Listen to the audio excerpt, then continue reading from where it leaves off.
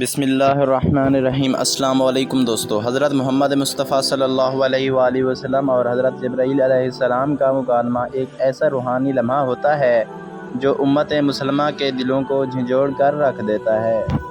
جب رحمت عالم سرور کائنات حضرت محمد صلی اللہ علیہ وآلہ وسلم نے حضرت جبرائیل علیہ السلام سے یہ سوال فرمایا، میرے بعد میری امت کا کیا ہوگا، تو اس سوال میں ایک نبی کا اپنی امت سے بے پناہ پیار، شفقت اور درد جھلکتا ہے۔ یہ سوال صرف ایک رسمی جملہ نہ تھا، بلکہ اس کے پیچھے وہ قرب، فکر اور امت کے حال کا غم چھپا ہوا تھا جو صرف ایک سچا نبی ہی محسوس کر سکتا ہے۔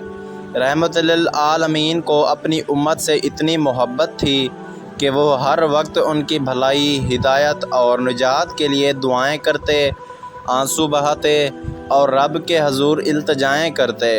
وہ ہر لمحہ اس سوچ میں رہتے کہ میری امت کہیں گمراہ نہ ہو جائے، کہیں وہ نماز چھوڑ کر دنیا کی رنگینیوں میں نہ کھو جائے، کہیں ان کے دل سخت نہ ہو جائیں، کہیں وہ آپس میں جھگڑنے نہ لگیں، کہیں وہ قرآن کو پس پشت ڈال کر اپنی خواہشات کے پیچھے نہ چل پڑیں۔ حضرت جبرائیل علیہ السلام نے جب حضور صلی اللہ علیہ وآلہ وسلم کا یہ سوال سنا تو ان کے چہرے پر سکوت چھا گیا۔ انہوں نے جواب دینے میں کچھ دیر کی، اور شاید اسی تاخیر میں امت کے امتحانات، آزمائش اور زمانے کے فتنوں کی کہانی چھپی ہوئی تھی۔ پھر حضرت جبرائیل علیہ السلام نے عرض کیا، یا رسول اللہ، آپ کی امت پر آزمائش آئیں گی، فتنوں کا دور ہوگا، لوگوں میں دنیا کی محبت پیدا ہو جائے گی، دین کو چھوڑ کر دنیا کی چمک دمک کے پیچھے دوڑیں گے، فرقے بن جائیں گے، دل سخت ہو جائیں گے، اور وہ قرآن تو پڑھیں گے مگر عمل نہیں کریں گے، نمازیں تو ہوں گی مگر روح سے خالی۔ یہ سن کر حضور کی آنکھوں میں آنسو آ گئے۔ وہ امت جو ان کے دل کا ٹکڑا ہے، جو ان کی دعاؤں کا حاصل ہے، جو ان کی شفاعت کی امیدوار ہے، وہی امت اگر اپنے رب کو بھول جائے تو نبی صلی اللہ علیہ وآلہ وسلم کے دل پر کیا گزرے گی؟ حضور نے فرمایا، جب میری امت کا یہ حال ہوگا تو میں کیسے اپنی امت کو جنت کی خوشخبری دوں گا؟ حضرت جبرائیل علیہ السلام نے عرض کیا، یا رسول اللہ، اگرچہ آپ کی امت میں بہت سے فتنے آئیں گے، لیکن قیامت تک کچھ ایسے لوگ ضرور رہیں گے جو دین پر قائم رہیں گے، جو آپ کی سنت کو زندہ کریں گے، جو راتوں کو اٹھ کر روتے ہوئے اپنے رب سے مغفرت مانگیں گے، جو دین کی خدمت کریں گے، اور جو آپ کے دین کو دنیا میں روشن رکھیں گے۔ یہ سن کر حضور صلی اللہ علیہ وآلہ وسلم کا دل کچھ مطمئن ہوا، مگر پھر بھی وہ امت کے گمراہ ہونے کے خوف سے رو پڑے۔ آپ صلی اللہ علیہ وآلہ وسلم نے بار بار فرمایا، یا رب امتی امتی، یعنی اے میرے رب، میری امت میری امت۔ یہاں نبی کا وہ درد نظر آتا ہے جو کسی باپ کا بھی نہیں ہوتا۔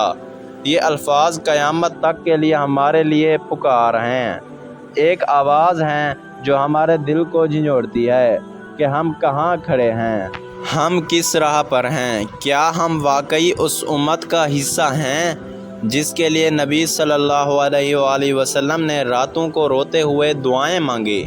نبی کریم نے فرمایا تھا، میرے بعد فتنوں کا دور آئے گا، لوگ علماء سے نفرت کریں گے، دنیا کے پیچھے بھاگیں گے، حرام کو حلال کر لیں گے اور دین کو صرف رسم و رواج بنا دیں گے۔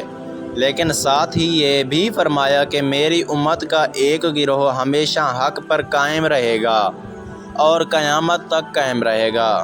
تو اب فیصلہ ہمارے ہاتھ میں ہے، ہم کون سی صف میں کھڑے ہیں؟ کیا ہم اس صف یا گروہ میں شامل ہونا چاہتے ہیں جو دین پر ثابت قدم ہیں، یا ان میں جو صرف دنیا کے لیے جیتے ہیں؟ جب ہم نماز چھوڑ دیتے ہیں، جھوٹ بولتے ہیں، سود کھاتے ہیں، ایک دوسرے پر الزام لگاتے ہیں، دل میں بغض رکھتے ہیں، تو ہمیں یاد رکھنا چاہیے کہ یہ وہی امت ہے جس کے بارے میں حضور نے پوچھا تھا، میرے بعد میری امت کا کیا ہوگا؟ تو کیا وہ ہم امت ہیں جسے نبی دیکھ کر خوش ہوں گے، یا وہ جس پر ان کی آنکھیں اشکبار ہوں گی؟ یہ سوال ہم سب کے لیے ایک لمحہ فکریہ ہے۔ ہمیں اپنے اعمال کا جائزہ لینا چاہیے، اپنے دل کو قرآن سے جوڑنا چاہیے، سنت نبوی کو اپنانا چاہیے اور اللہ سے سچے دل سے توبہ کرنی چاہیے۔ ہمیں چاہیے کہ ہم نبی کی امت ہونے کا حق ادا کریں، اپنے دلوں کو نرمی عطا کریں، آپس میں محبت، اتحاد اور اخلاص کو فروغ دیں۔ دنیا عارضی ہے، اصل کامیابی تو اسی وقت ممکن ہے جب ہم اللہ اور اس کے رسول کے فرمان کے مطابق زندگی گزاریں۔ آخر میں یہی عرض ہے کہ نبی کریم صلی اللہ علیہ وآلہ وسلم نے تو اپنا حق ادا کر دیا، انہوں نے ہر لمحہ ہماری فکر کی، ہمیں دین دیا، ہمیں روشنی عطا کی، ہمیں اللہ تک پہنچنے کا راستہ دکھایا۔ اب ہماری باری ہے، کیا ہم ان کی امت ہونے کا ثبوت دیں گے؟ کیا ہم وہ امت بنیں گے جس پر نبی فخر کریں گے، یا وہ جس کے لیے ان کی آنکھیں اشکبار ہوں گی؟ اللہ تعالی ہمیں نبی پاک کے دکھ کو سمجھنے، ان کی دعاؤں کا حق ادا کرنے اور ان کے دین پر قائم رہنے کی توفیق عطا فرمائے۔ آمین۔ مزید ایسی ویڈیوز کے لیے میرے چینل کو لازمی لائک اور سبسکرائب کریں اور ساتھ میں دیے گئے گھنٹی کے نشان کو دبانا نہ بھولیں، اور کامنٹ میں بتائیں کہ یہ ویڈیو آپ کو کیسی لگی۔ شکریہ دوستو۔